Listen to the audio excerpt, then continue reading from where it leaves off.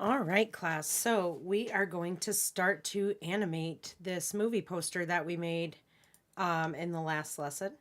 And we're going to add a little bit more stuff here, but first let's go ahead and start kind of getting to animating this section over here.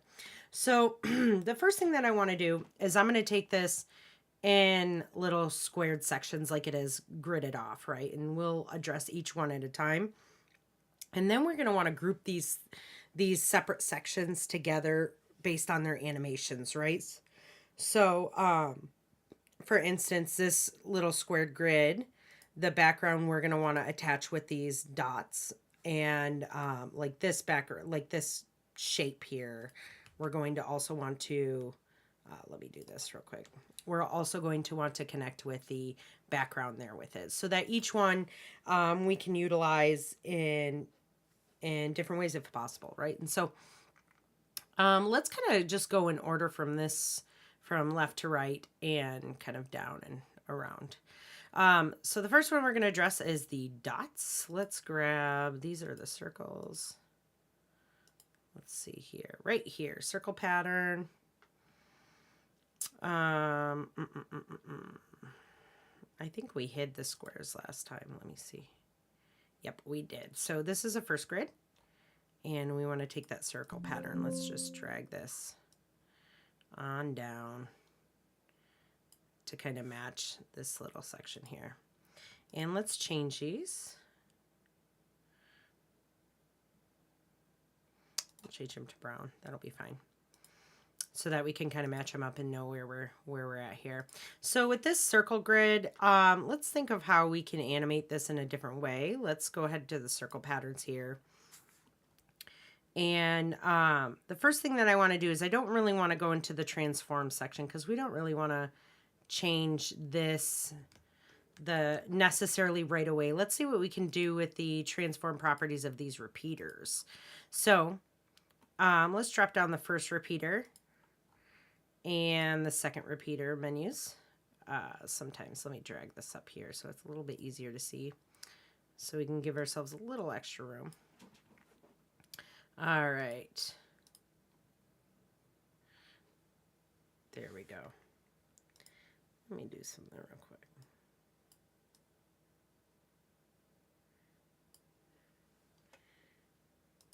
Okay. So let's start to mess around with some of these different transform properties of each of these repeaters and see kind of what we can get here. So if we start to move, that's kind of neat. Like if we move the position there, let's see, when we move the scale, it kind of brings it in and out like that. Let's move the position and scale of the other ones. Okay.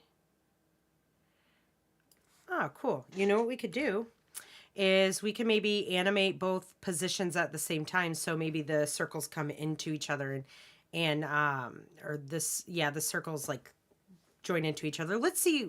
It's kind of hard to explain, but I have like an idea in mind. So let's experiment with it. The first thing that I'm going to do is I'm going to set a keyframe for both positions here. And then I'm going to select my actual layer and hit U on the keyboard. Now what U is going to do when you click U for umbrella is it is going to bring up any active keyframes that we have on a layer. And so if I hit U again, it will close that. And if I hit U again, it will just show me those active keyframes that I've set. And so let's go ahead and bring, move 12 frames ahead, and we're going to set the same keyframes there because we're going to change them from the beginning to the end, and we're going to make this like a looping pattern here, right? So let's see what happens when we bring this down to 0 and this one down to 0. So the X value on the one and the Y value on the other. And let's kind of see what happens when we, so it grows outwards. Okay, so let's copy and paste these keyframes and see if we like the way it looks. It's going to kind of look like a pulsing animation, I have a feeling. I'm going to hit N on my keyboard just to change the play area so it shows it looping. All right, that's not exactly what I'm wanting. Let's see if we do kind of opposite of that and go from like a larger area, so out instead of in. So I'm going to increase the X value on this one to, let's say, 250. So by 200, right? And the Y value on this one, I'm going to increase by 200. So 250 total. That's more what I want. I want it to kind of come up from off screen to on screen. But the timing's a little bit too fast for me, possibly. Let's ease this and then we'll adjust the timing. So let's copy. We're going to select both of these keyframes at the beginning. Oh, didn't want to do that. Select both of these keyframes. We're going to copy. And then you have moved your playhead over to 1 second, and then we're going to paste those keyframes there. And so now it's going to look like they're going to go kind of bouncing back and forth, right? But we want it to stay. Here's the problem. We don't want it to consistently bounce like that over and over. So if I were to change my playback area down to this 1 second, and I were to play it and watch it loop, it just kind of bounces back and forth.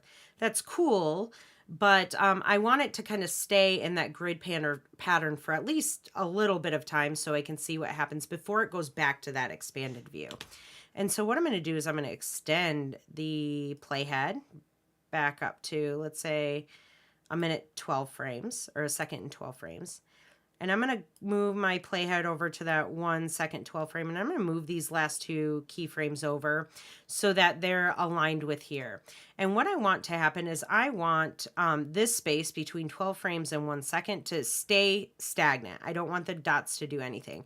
And so I'm going to take these two keyframes here in the center, and I'm actually going to copy and paste those right here so that nothing happens in between these sets of keyframes. So now when I play it, it stays there and then it like kind of expands out. That's cool. Let's maybe expand that to a 2 second time, right? So I'm going to bring this over here and I'm going to move these. I'm going to actually move all of these keyframes. So I'm going to select them all, 4 of them, and then drag them over. So now it's going to stay stagnant for a little bit longer, and then it's going to expand out, right? So for 1 full second, it stays in this kind of paused frame, and then it takes 12 frames to essentially expand those out. So that's cool for our first one. Let's address the easing of these now. So I'm going to select, drag and select all of these keyframes here. And I'm going to hit F9 on my keyboard, which is going to ease all of these keyframes. But we want to go into that graph editor and adjust it. If I were going to play this right now, it's cool, but we can make it even better.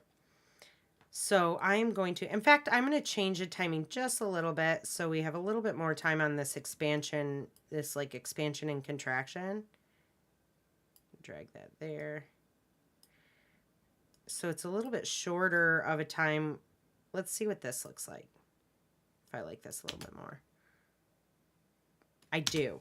So what I did is I shortened the timing in between when the dots are still just stagnant on screen. And then I extended the timing of the actual animations themselves of the expansion and contraction so that it just takes a little bit more time to get where it needs to go. I think it gives us a little bit more time viewing the animation, which I think is cool. So now I'm going to go into the graph editor, and I'm going to select both of these.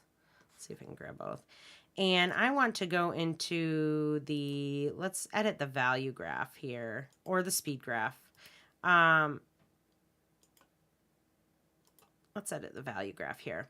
And so the first thing that I want to do is these are going to be different. So one's the X position and one is the Y position. So I'm going to address them separately. So we're going to start with the X position.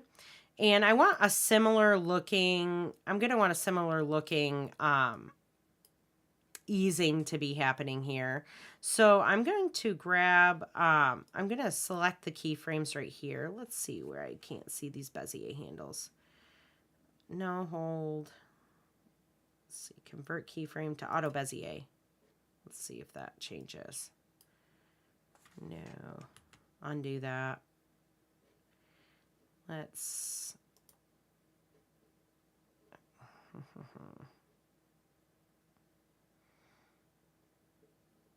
see if we can change it in the speed graph. There we go. Speed graph will work a little bit better. So we want it to kind of,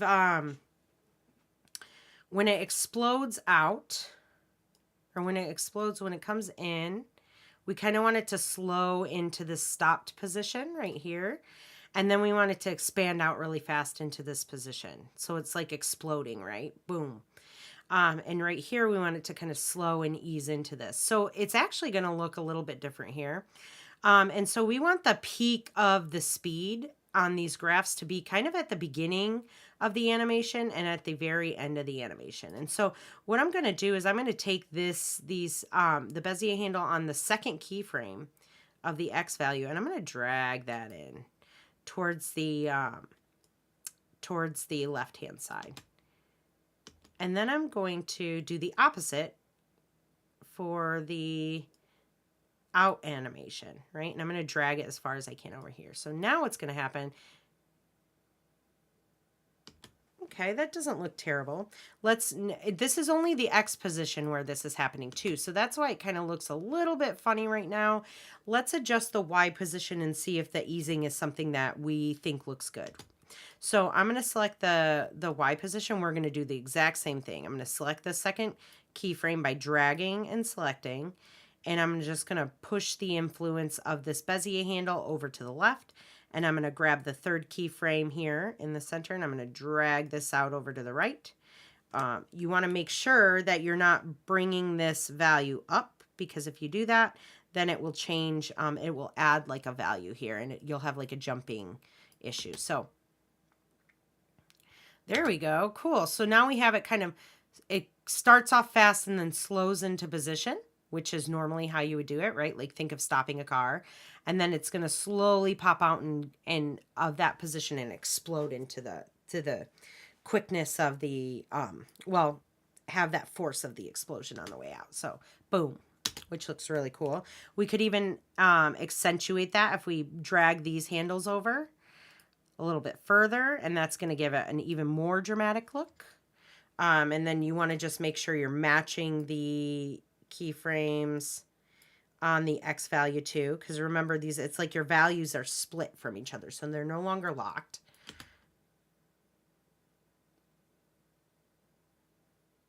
That's not bad. I like it the way it was before, so I'm just going to kind of undo that and view these to make sure they're the same, and I'm going to save my work. And so we have this first animation pretty much done here. Now, let's go ahead and group. We're going to go back to our timeline, like our just dope sheet view. I'm going to keep this at 2 seconds. So all the animations are going to be 2 seconds long. And then we'll just repeat them over and over. And I'm going to take this first grid pattern, and I'm going to hit Shift-Control-C and pre-compose it. And then I'm going to type grid 1 _ pre-comp. There we go. So we have that all set. Now we have the second grid, and we wanted that inverted square. So I'm going to drag this down above the second grid, and I'm going to change this to match the label color. Oops, indigo. And let's figure out kind of what we can do with this square. So, let's see here. Let me move the composition up a little bit more. Well, we can do our normal transformation changes, right? We could change values like the scale, the rotation, the position, sorts of things like that. But let's see what we can do with the I believe this one has this is just the Polystar path. And we were adjusting the inner and the outer roundness and the radiuses, the radii, I guess you would say, the last time. So notice that these values here, hold on, let me turn something on real quick. Perfect. Now you notice when we look to the left of the screen down here, on this inverted square layer, you notice that these values have the stopwatch next to it, which means these are keyframeable values.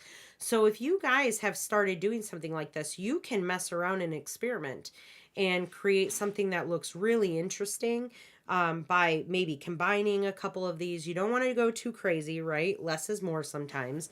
And so you want to think about it, play around with this and see kind of what you can get, so I can like increase the amounts of the ooh, that's kind of neat actually. Keep that like that. How many did I have before? 4. I kind of like 12. And then if we change the radius, we can do like this pulsing look, which looks neat. Let's try that. The outer radius. We'll expand the...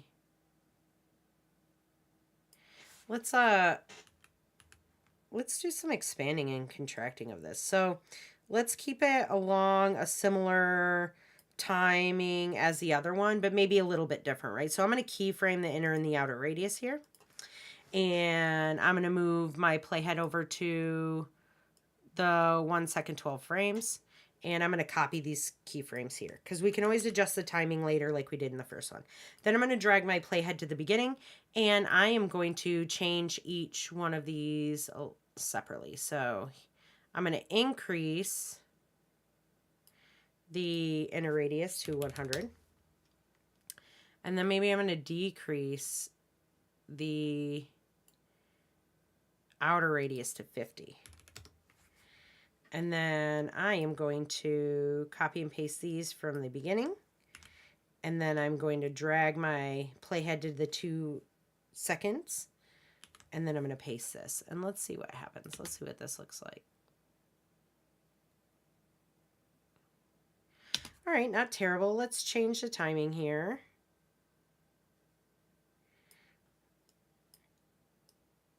Bring these in here so they're very similar to what I had before.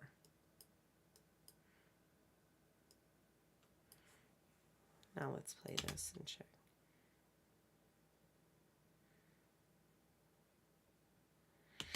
You know, I'm not sure if I 100% like that yet. Let's drag this over here, and maybe instead of decreasing the outer radius, we increase it a little bit more. And what we'll do is we'll create a mask here once we change the... Once we group this with the grid that's appropriate for us. So normally this value is at, let's see, what is this one? 150. Let's put this at 150 to see what it looks like. Maybe we don't even need this outer radius animation. I have an idea. Let's take that outer radius animation and kind of keep this pulsing look, and then we'll rotate the entire circle, or the entire shape. So I'm just going to have so when I play it, it's kind of like this additional expansion here, but I'm going to grab these keyframes and hit F9 to ease them. Then I'm going to go into my graph editor here, and we are going to adjust the graph to have, I actually kind of think that let's just do a mild easing here on this. So I'm going to grab this second keyframe by dragging and selecting, and I'm just going to slightly increase the speed at the beginning of the animation so it kind of eases back into the shape. And then we're going to do the same right over here. So I'm going to select this third keyframe, and I'm going to grab this right Bezier handle, and I'm going to drag it forward. Not all the way, just enough so it kind of looks a little bit more of a, you've got a nice smooth easing kind of happening here. And then I'm going to save this, and we are going to add a regular rotation to the actual layer and not just to the Polystar shape. So I'm going to select my layer, and I'm going to, well, let's shut off the graph editor real quick. And then I'm going to, with my layer selected, hit R on my keyboard to bring up the rotation. And I am going to rotate this. I'm going to select my, turn on the stopwatch here by creating a keyframe. And then I'm actually going to drag my playhead all the way to 2 seconds. And I am just going to, in this section right here, just put in 1. So we have 1 single rotation. And we'll see kind of how that looks. So if I hit 1 here, let's see how fast that is. It might be a little too fast. It is slightly fast, so let's maybe slow this down a bit and type in 180. So instead of 1, we're going to change that to 0. And we're going to want to make sure that the values, when you're looking at the shape because we're going to create a looping animation. And so when you have a looping animation, you want to make sure that the values of the first keyframes and the last keyframes on that layer are exactly the same. Now, because I initially put one full rotation because that's 360 degrees, which would land this exactly in the original position, this original rotation position. Now, because that was a little too fast, I want to cut the time in half. And so in order to cut the time in half, I have to drop the degrees of the rotation in half. And so half of 360 is 180, which will in turn not make a change when you're looking right there until you play it. So now as I play it, it's going to be a little bit of a slower rotation there, which looks really cool. Now, the other thing I want to do is I'm going to hit U on my keyboard on this actual layer. I kind of want this to stay in I don't want it to bounce from one to the other super fast. So I'm actually going to bring these keyframes at the beginning and the end of the radius rotate or the radius change. And so it stays like expanded for just a second. So there's equal distance between all of these keyframes, but because my first keyframe here and my last keyframe here have the exact same value, if I move over this way, they're in the exact same position, and you have a nice smooth looping animation. And so the next thing I want to do is we don't want to actually ease this rotation of the actual shape. And the reason that we don't want to do that is because we want that rotation to be a constant rotating speed. Because if we ease the keyframes at a certain point, it's going to slow down and speed up, which is going to make the entire circle's going to, or the shape is going to slow down at the end to an almost stop and then speed up. And we want that to be consistently no changing happening. And so a linear keyframe is going to have no changes in speed happening at all. If I were to click on this rotation and go into the graph editor, it's going to be a straight line on the speed graph. And if I go to the value graph, it is going to be a straight line. Again, those linear keyframes, no changes in speed. And that's what I want specifically on the rotation there. Now, this is okay to have when you know when to use it, when you have intent on how to use that. So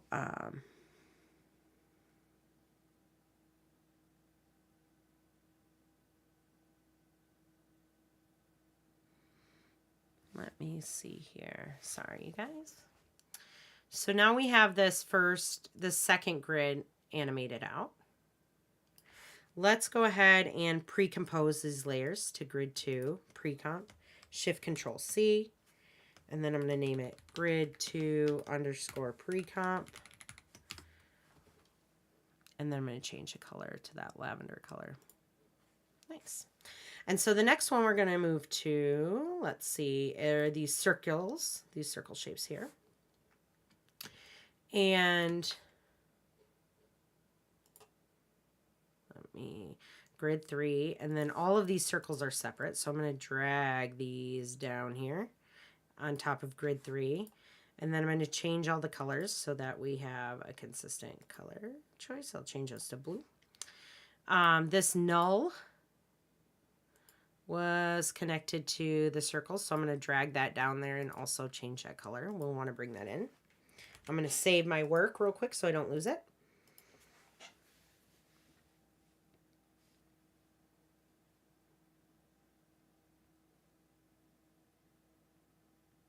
Just 1 second, guys.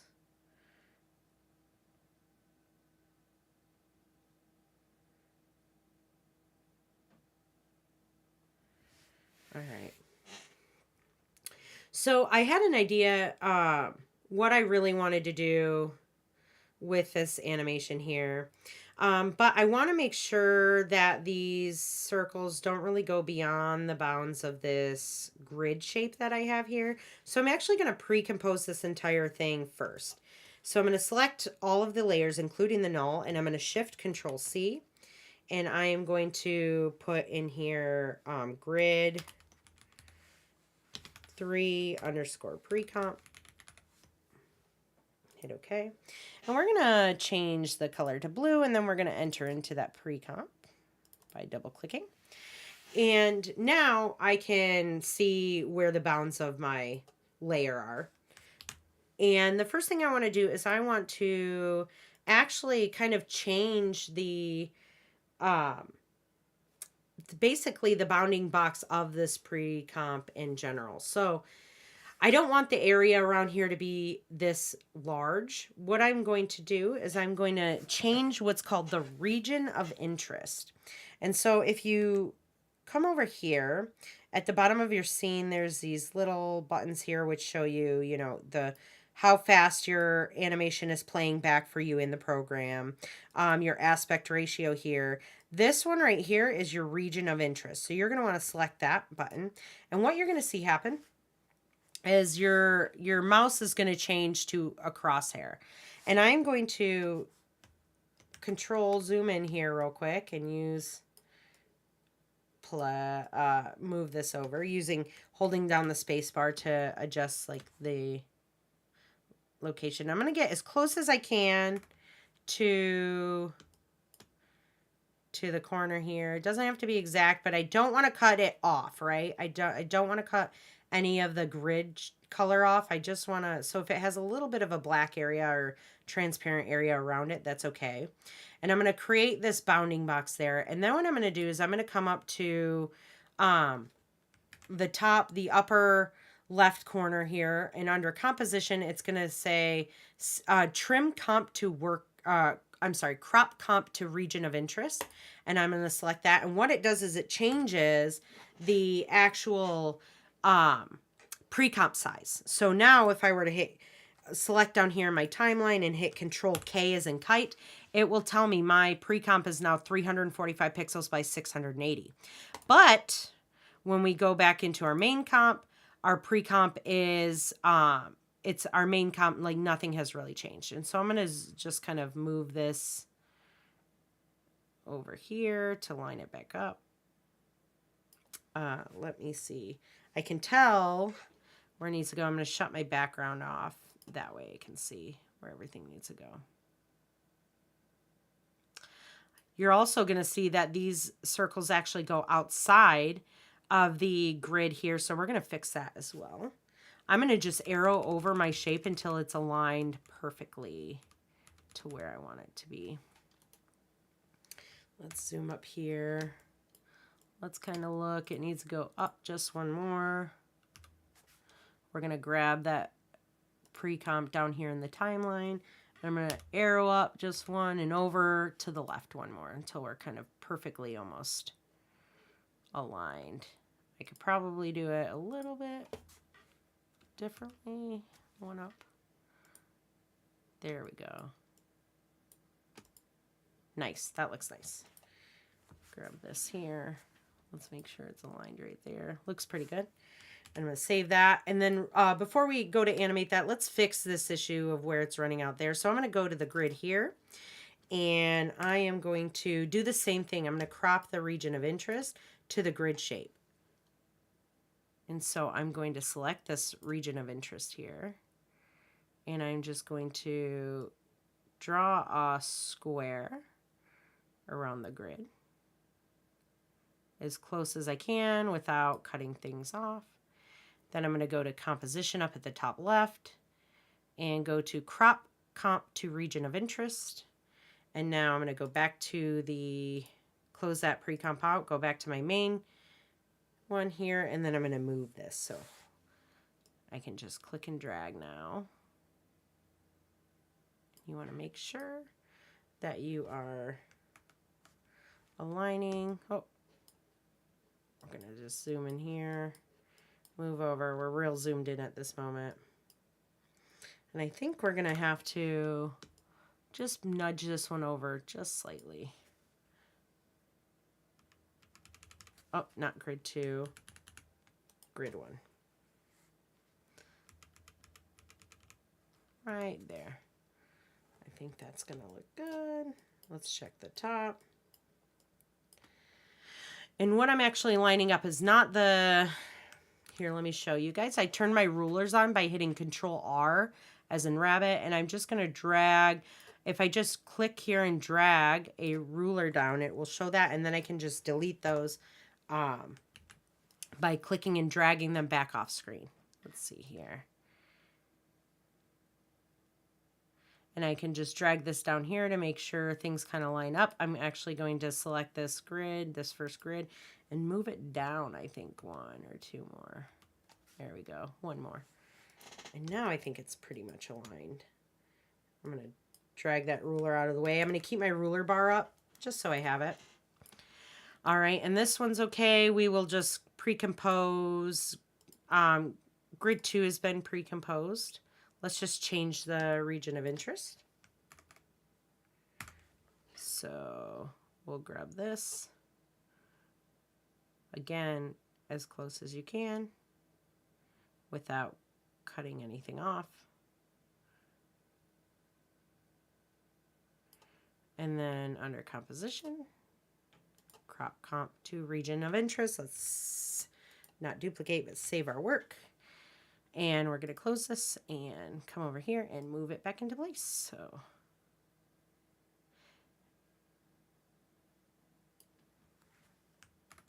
I'll zoom up here. Looks like I can go over a little bit. Make sure they're aligned at the top. Very close, but not quite. There we go. Looks good there.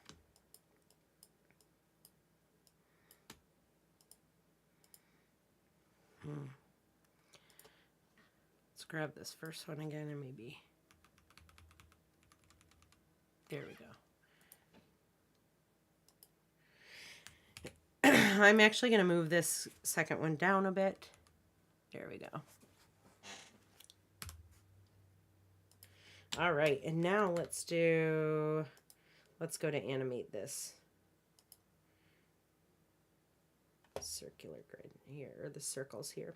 So now when I select my circle, if I hit P on my keyboard and move this down, it's going to cut off right here, which will be great because then this won't overlap outside of any of the grids when we look back here in the main composition. Let's go ahead and turn this background back on. And we'll go back over here. And we're going to kind of make this happen in like a slinky, almost like a worm or a caterpillar, kind of the way that they crawl and slink across something. So I know that maybe sounds a little bit weird. Let's try something here. Let's take the position first of all of these circles at once. So I'm going to select all of the circles and I'm going to hit P on my keyboard, which will bring up the position of all of these circles. When you're going to select any multiple ones, you can either hit Shift and then select the top one and the bottom one, and it will select everything in between.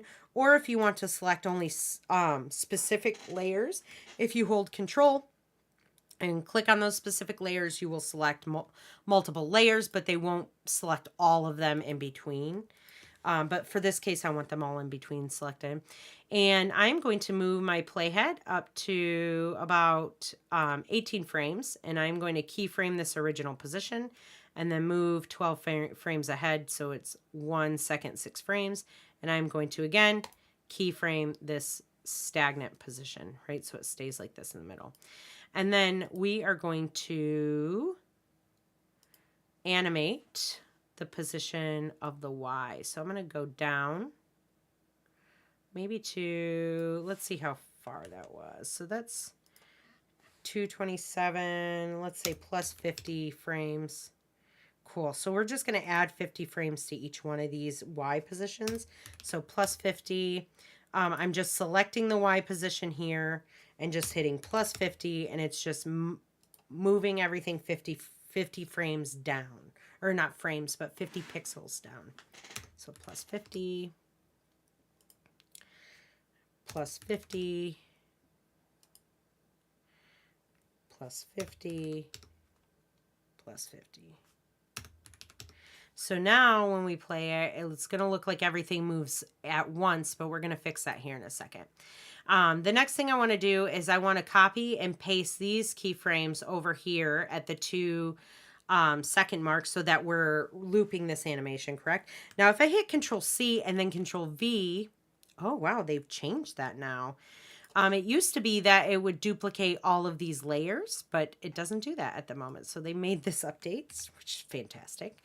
And now we want to, let's ease these keyframes here. So we're going to select everything and we're going to hit F9 on our keyboard to give it the basic easing. And we're going to go here into our graph editor and we are going to show the speed graph. And with the value graph, you see everything separated and down because it's changing values, right? But if we want to change this all at the same time, we're going to want to edit the speed graph because the value changes aren't showing here. It's just the change in speed. And so I want it to essentially do what we've been doing with all the rest of them. And so I'm going to select one of these at a time, the position on each layer, and I'm going to essentially just click and drag this out as far as I can, both sides. Drag. We're going to do it the same with this one. I don't think you can do it all at the same time if I were to, let me see if I can adjust them all at the same time. If I were to select this one and then control that one, and then let's see if I can, nice, it does work. So I'm going to grab all of these and do this. And so now when I click on this, they should all be the same. Perfect. And so the ones that I didn't grab were this first and second one. So again, instead of selecting the actual layer, here, let me show you guys. Oh, wrong. Escape out of this. Okay. If I were to, you don't want to grab this part of the layer. You want to grab where it says position. And then you can control click on the other one and it will grab them both. And then you can drag and select the second keyframe and the third keyframe and adjust the easing on those. And now everything's going to look the same. So they're all going to move at the same pace here. Now, this is boring, to be honest. We need to add a little bit more visual interest here. And so the one thing that we want to do is offset these keyframes. And now what offsetting is going to do it's going to change when each one of these circles starts to move. And when we offset it, it's going to almost look like it's kind of slowly slinking or dragging the tail end behind, because we're going to offset these keyframes, all of these, by like a specific amount of frames. So the first thing that I want to do is I want to leave the initial circle where it is. And I'm going to grab all of the keyframes of the other circles. And I'm going to bring my playhead to the beginning and I'm going to hit Control and arrow over 2 frames. So again, Control and left or right arrow on your keyboard will just move your playhead. And now I want to shuffle all of these keyframes over to match on this playhead here. And then now we're going to do that again. So we're essentially stacking these, right? But we want to exclude the second circle. So now we're going from 3 to 7. We're going to hit Control and arrow over 2 frames. So essentially what we're doing is we're shifting each one of these circles over 2 frames. We're going to do that again. Control arrow over twice. Shuffle these keyframes. Select the last 3. Control arrow over twice. Shuffle the keyframes.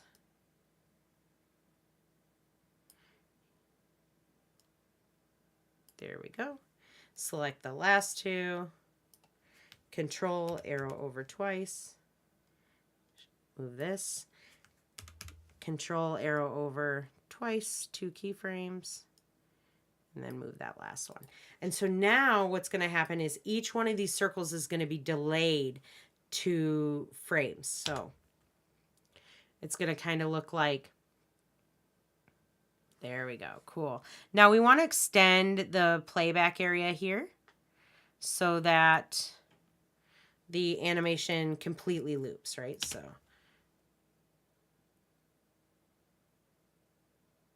nice.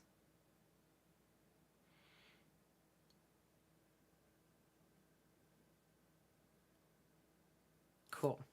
So I'm going to control save this. You're going to want to make sure that you really kind of do it in this order first. So you're going to want to put your keyframes down, do the initial easing, and then adjust your easing, and then you offset things last.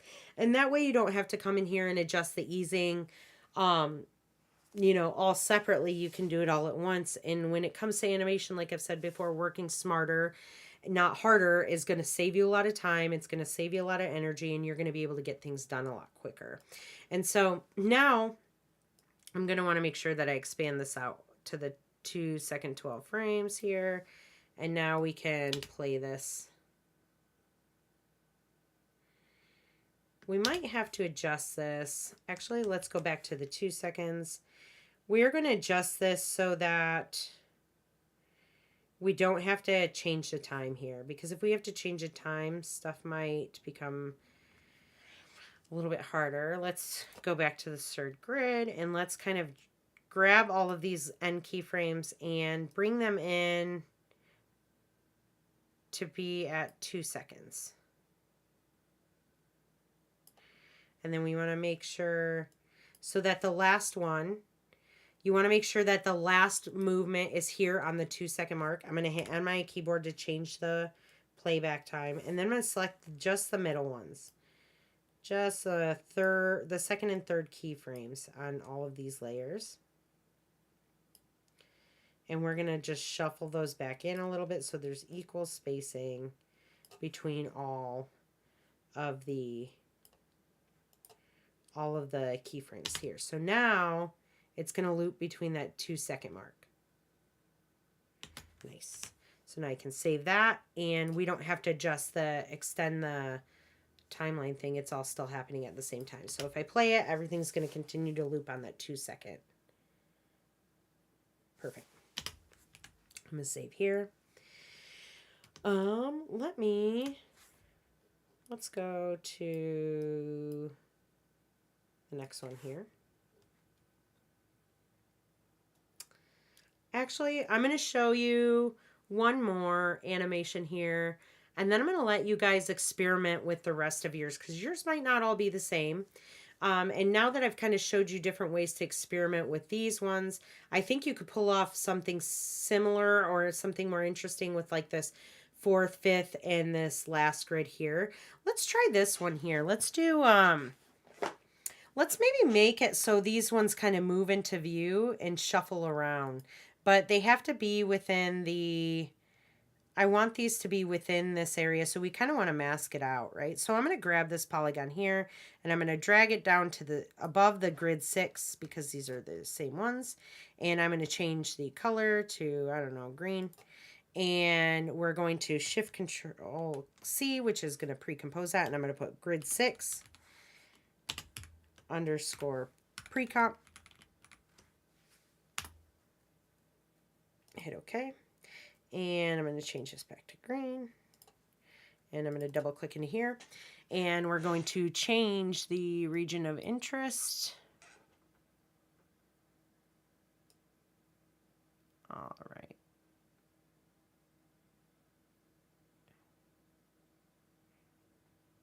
There we go.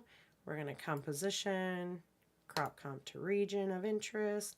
Then we're going to come back in here and we're going to move this back to where it needs to go. I'm going to zoom in and we're going to arrow this over. Make sure that we're aligned right over here. Looks good. Ooh. Bottom part is where we need to check. Yeah, so this needs to go down like just a couple little move pop. Perfect. Just a couple little pixels there. And so now I want this kind of I want these polygons to move. Let's see here. Maybe like stack down into place, right? So let's see how we can do this. 250. Let's change this to an even number, 215.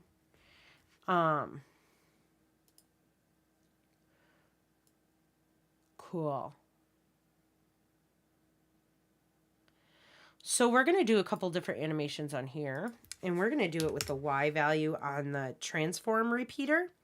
And then we're going to change the position here as well. So let's start with, let's keyframe the position of the transform repeater. And then we're going to select the polygon and hit regular P on the keyboard, which is going to bring up the transform position property of the entire layer, not just of the repeater, right? The first one was of the repeater. The second one is of the layer. I'm going to hit U on my keyboard and you will be able to see that, right? Because the position of the repeater is under this transform repeater like file or like drop down menu. And so we kind of want it to end up like this first. So I'm going to move these keyframes over to the playhead. And in fact, I'm going to go right here to 18 frames and then 1 second, 6 frames here. And I'm going to copy and paste those. Copy, paste. And then I'm actually going to move right over here to 6 frames. And we are going to change the position value right now. So, and we want to change the Y position of the entire layer. We're going to work with the layer first. So the first thing I'm going to do is I'm going to move this all the way up and so that it's off screen. And then I want to, instead of moving it back upwards, I don't want to copy and paste that initial keyframe because I want this to now move downwards off screen. And so I'm just going to increase the value here. Now, the cool thing about this is that it'll appear to loop even though the last frame and the first frame aren't the same values. Because the objects go off screen, it's going to appear that it's going to be looping. So if I play this right now, it's going to look like it loops into screen, like it's dropping into screen, right? And so now the next thing we want to do is we want to offset with these actual the position, Y position of the actual repeater. So I am going to decrease, I'm actually going to increase this number. Let's do 75 and also 75 right here as well.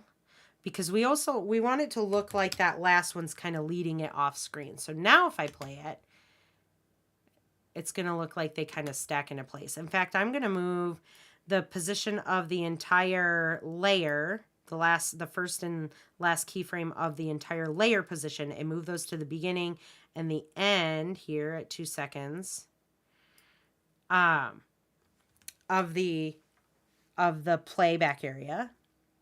And then I'm going to drag my playhead to 6 seconds and just kind of extend this out a little bit. So this is a little bit more time to move from 1 second to the other. Let's see here.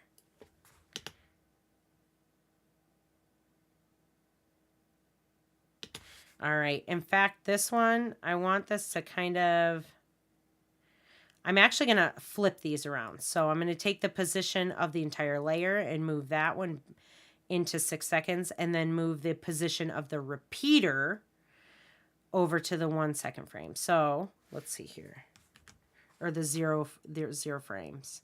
We're just going to kind of flip these last 2 keyframes here. Drag that over, bring this to 1 second, 18 frames, and drag this one back in. So now it's going to look like, oh, what's happening here?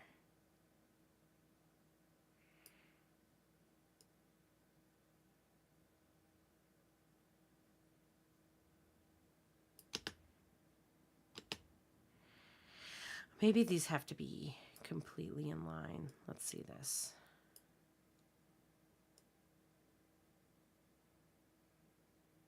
Or what has to happen, I know what has to happen, is because we changed the position, the Y position of the repeater, it's going to appear to be on here. So all we have to do to fix that is we move our playhead over to the layer position, and we're just going to decrease that a little bit and bring that up. We want to make sure that we're not selecting all of the keyframes when we do it, just making sure that our playhead is above the first keyframe here. And that's when we're going to bring that up all the way. And then we're going to come here, and then those should lead off. And there we go. Let's move that up just a little bit further. Okay. And then let's try and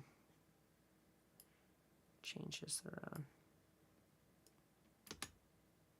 There we go. So now we're going to reflip this back to where it was before. I'm just readjusting things. So now it should look like, there we go.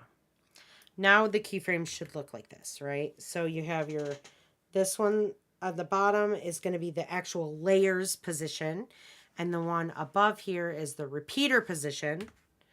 And it should look like that. So now when I play it, it looks like those lead it in and lead it off screen. And now we can go in here and we can select all of these and hit F9 on our keyboard to ease them. And now we're going to go in and adjust the graphs. Let's do the graph of the actual position of the layer first. And we are going to, in fact, let's increase real quick before we do that, the distance that this goes down a little bit further. So we're just going to push that down a little bit more. So it's almost equal from the top and the bottom, so it'll look like it still takes the same amount of time. There we go. There we go. Save that. Now let's go back into that grid and let's adjust these, right? So we wanted to do the same thing. Influence is going to be very similar on all of these. Bring it over. So now, cool. Now we're going to do the same thing here. I'm going to drag this over, and this is the repeater position. And now we're going to watch this play. This last one, we got a little bit of a bounce here, so let's try and figure out how to fix that. I think that's going to be because of the position right here. And where does it bounce? It goes...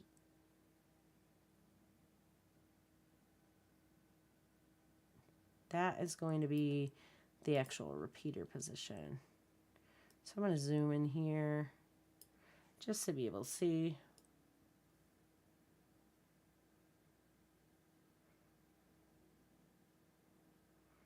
I'm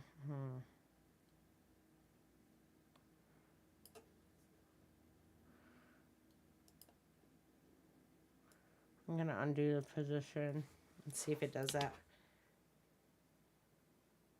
Okay, so it was the position. So let's go back here. I'm going to hit undo. Then we're going to select this. And we want this to look similar to what's happening here. Might just have to redo the position. It might be that this is coming up. So if I zoom in and then lift this, we don't want that to be the case. And we don't want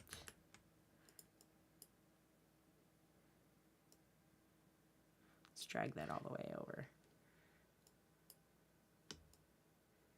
Do the same here. Oh.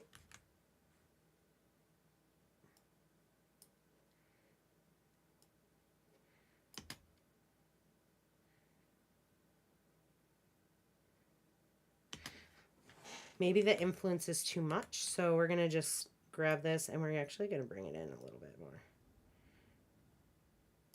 Here we go. And do the same thing here.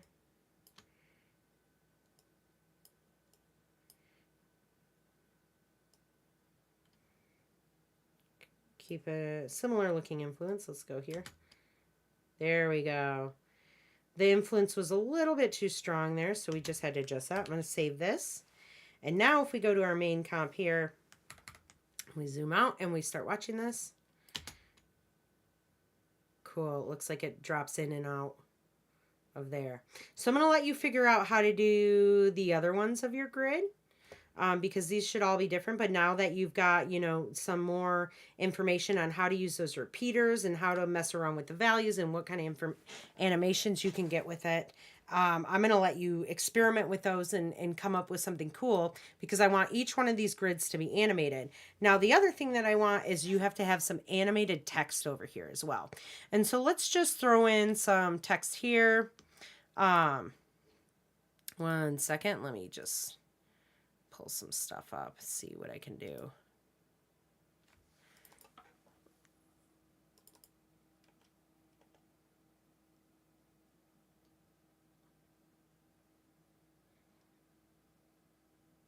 One second, you guys.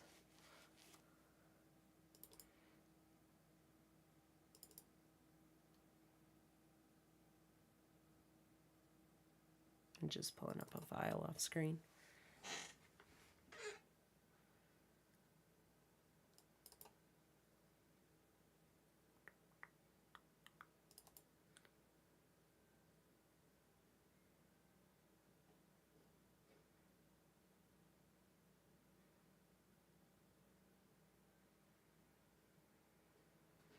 All right, let's get some text on here.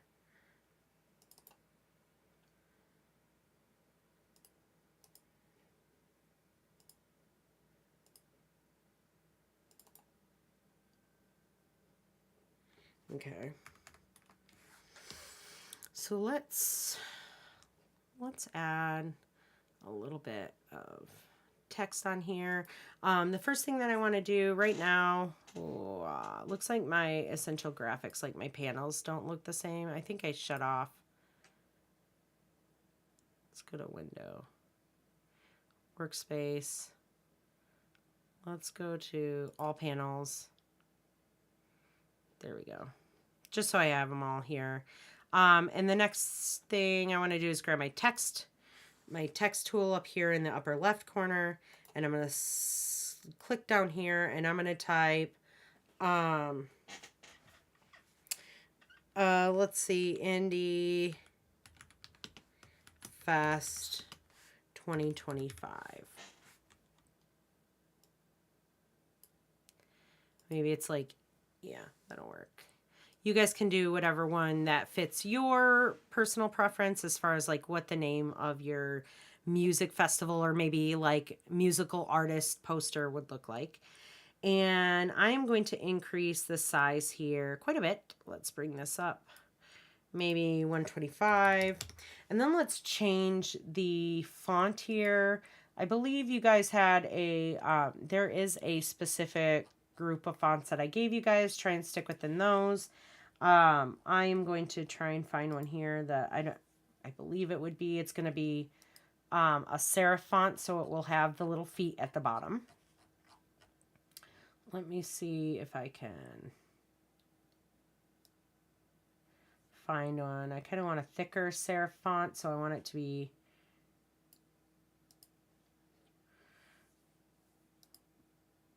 let's see what that looks like. I don't like that. I want it blockier. Let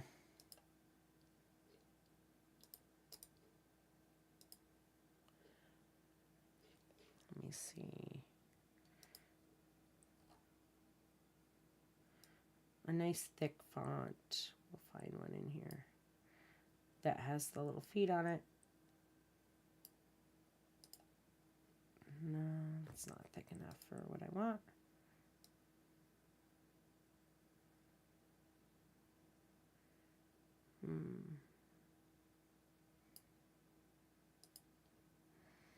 That one's kind of neat. This is not, this one isn't one of your guys' fonts, so.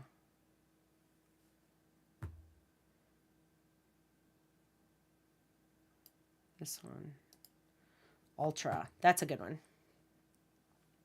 So Indie Fest, and then I'm actually going to change 2025 here. Indie Festival. Make sure you're checking your spelling. I think I'm just going to have it say Indie Fest, period. And I'm going to move this over. We're going to need to make it a little bit smaller here, so maybe 115. There we go. That looks a little bit better.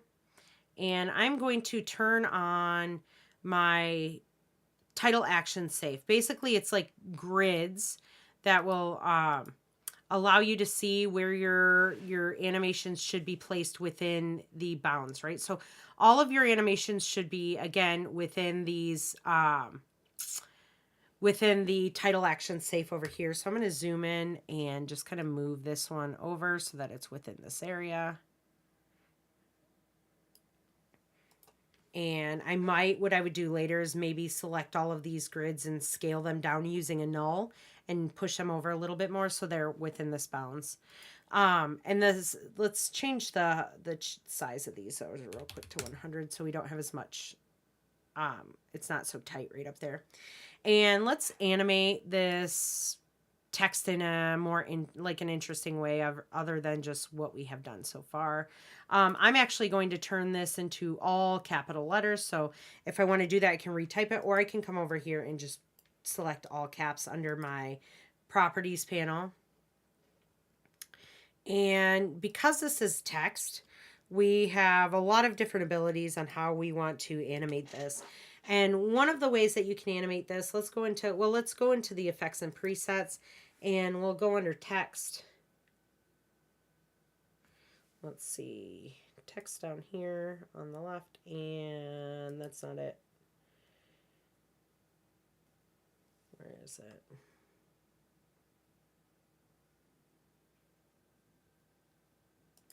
Let's type it.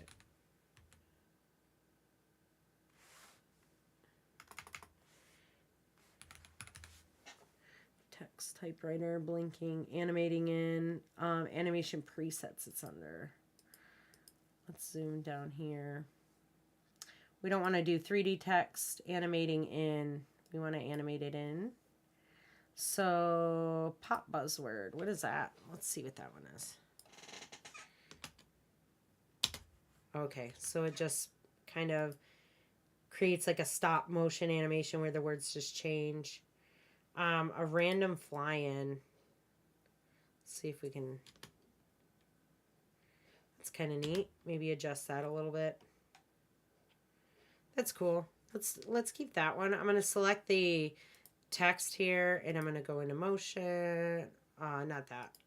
Close that panel. I want it to have the effects and presets controls here. I'm going to grab this. Well, if I hit U on my keyboard, when you throw these text animators onto the text, it will add keyframes in here. So if I want this to come in a little bit faster, right, because it kind of takes a little bit long to get in there, I maybe want it at 18 frames, and I'm going to take this and then drag that in there. So that last keyframe, so it shows up a little bit faster. So now I have this on here a lot longer than before. Now, in fact, I'm probably going to take this and bring it into 12 frames here. There we go. We don't need it to animate off screen because we want this animation to be on there the whole time. Now, the other issue is that we want these animations to loop, but not the text that we put down here, right? So I want you guys to have a title here, of whatever the name of your festival or your band is. And then I want you to have maybe a date underneath using the hierarchy of typography, right? So then the date maybe is smaller than the, maybe it's smaller, and it's going to be smaller in size, and then in width and font weight is going to be different than what this is. And then I want to have like a body, like maybe the body paragraph will have the list of names of the songs, or maybe the locations on where the bands are going to be, or like if it's a festival, maybe it'll list off a bunch of bands, right? And then if it's just a single concert, maybe it shows all the locations that the band is going to be traveling to. Or you could even put the list of the song names on there. I don't care what kind of information is in the body text, but you're going to want to have body text down here that's animating as well. And then we want to make sure that these grids, these ones loop and not the actual text here. So we want the text to stay on screen, but we want these grids to continue looping. So what I would do is I would normally have like this arrow. Let's kind of put these together. I'm going to select this, pre-compose these as if they were all animated already. Grid 7 underscore pre-comp. Okay. Change that color. I don't know, yellow. The flower is going to go, the lines are going to go with 5. So I'm going to drag that down here. Pre-compose grid. Here, see, grid 5 underscore pre-comp.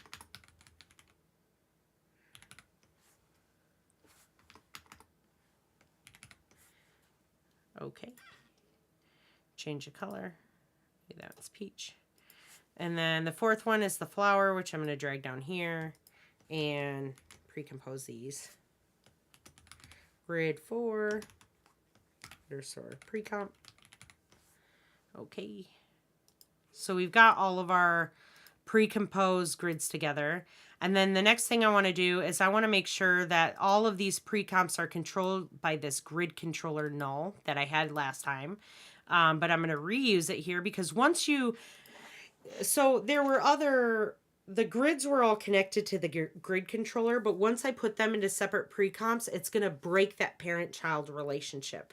And so I have to change that around, right? So now this grid controller can control all these separate pre-comps. So now if I come up here and I scale it down, it's going to scale everything down like that. And then I can move it over if I needed to and whatnot. Now I want these animations to loop, but I do not want them to be looping in the main thing. I want the main animation to be at least 10 seconds long, right? So if I play this right now, because I changed where the playback area is, and if I click here and I hit play, what's going to happen is they're going to animate once and then they stop. Excuse me. We want to change that. And so what we're going to do is, before I had you guys duplicating layers and like stacking them on top of each other.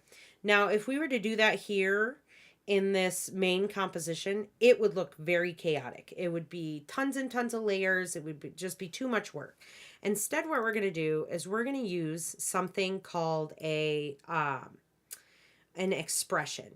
And now let me move this playback area back over here, and then I'm going to drag my playhead over to the end, and I'm going to hit N as in Nancy to extend that. We're going to do that in each one of these pre-comps. So let's go through here and open them all up real quick. So we've got grid 1. Let's open 2. Let's open 3. We'll open 4. We'll open 5, 6, and 7. All right, and so what we're going to want to do is we are going to go to the first one here. We extended the playback area all the way to the 10 seconds.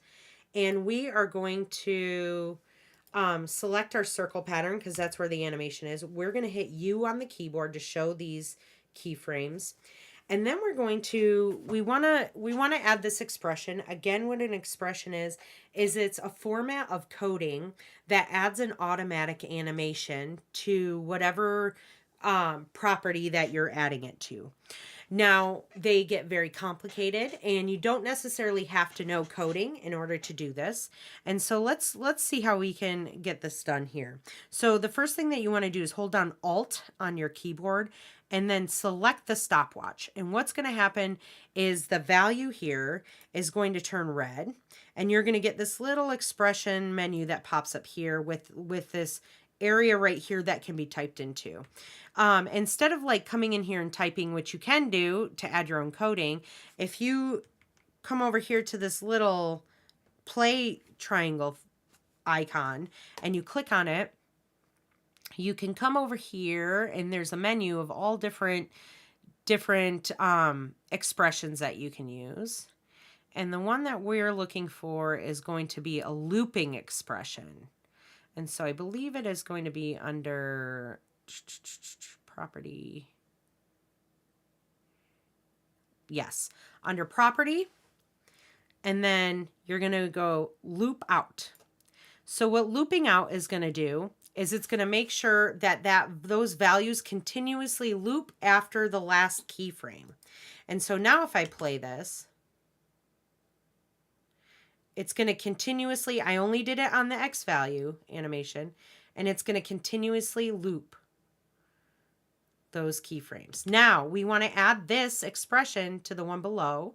So again, holding down Alt on your keyboard, left clicking on the stopwatch, clicking on this little play icon, going to property, and then to loop out. And that's all you have to do. And now it's going to loop the whole thing out. And now if we go to our main comp, it's going to continuously loop out. When the others are going to stop, this one's going to continue going. And so we're going to do that for the other animations that we have in here real quick. So the inverted square, I'm going to hit U on the keyboard. I'm going to hold down Alt and click on the stopwatch. Click there and then go to property, loop out. You can also grab this, copy it, and then when you Alt click on here, you can paste that right there. Another thing that you can do is you can right click and put, if you grab the property right here that's animated and you right click, you can put copy, you can click on copy expression only, and it will just copy that expression for you. Let me do that again. Click on that, and then when you come in here, you can select all of these by holding Control and clicking. And then you just hit Control V and it copies that expression to all of these. You want to make sure that you extend this work area out. There we go. Did we do that on the second one? We did not. Let's see. Just bring this playhead here, hit N on the keyboard. That one there. Bring the playhead over here, hit N on the keyboard. You would do that for this one. I didn't animate that one or this one. So N on the keyboard, you would do it for this one. This one is, we're going to bring this all the way to the, this one's zoomed in, so let me zoom out here. There we go. N on the keyboard. And then we want to copy those expressions. So I'm going to grab this, hit Control V, grab this one here, hit Control V, and it copied those, so it will loop. There we go.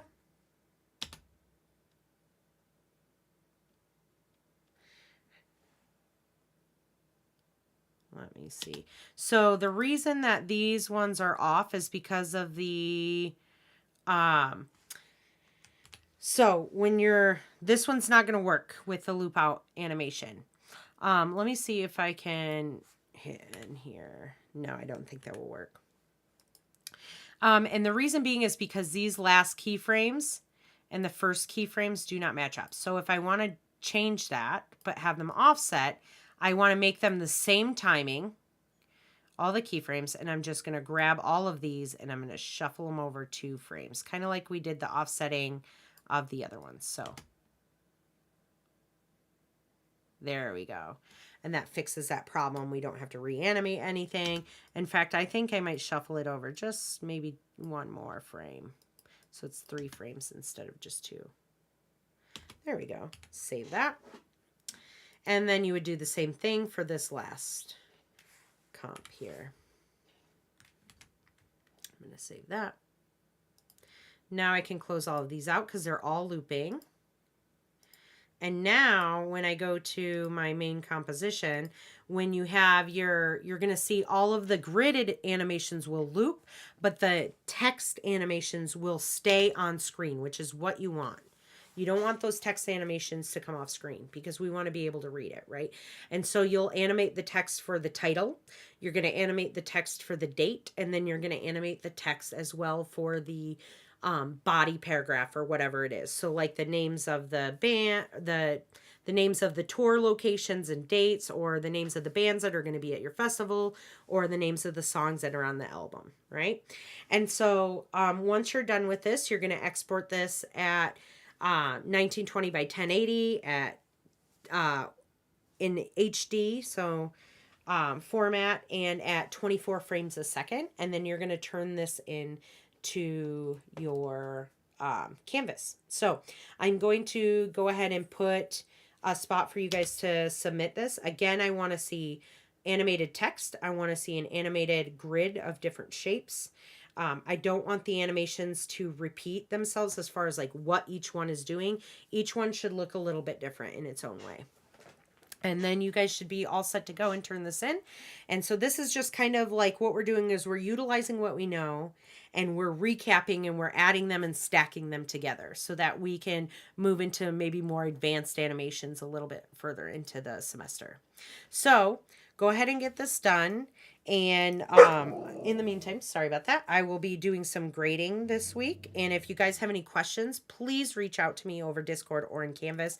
Like I said, I don't see it as much inside of my regular email, but I will see things inside of Discord and I will see things inside of Canvas. So go ahead and get this done for Friday night. And I'm excited to see what kind of bands you guys pick and what your color palettes look like and what the animations look like. So any questions, definitely reach out to me. And I will talk to you guys later.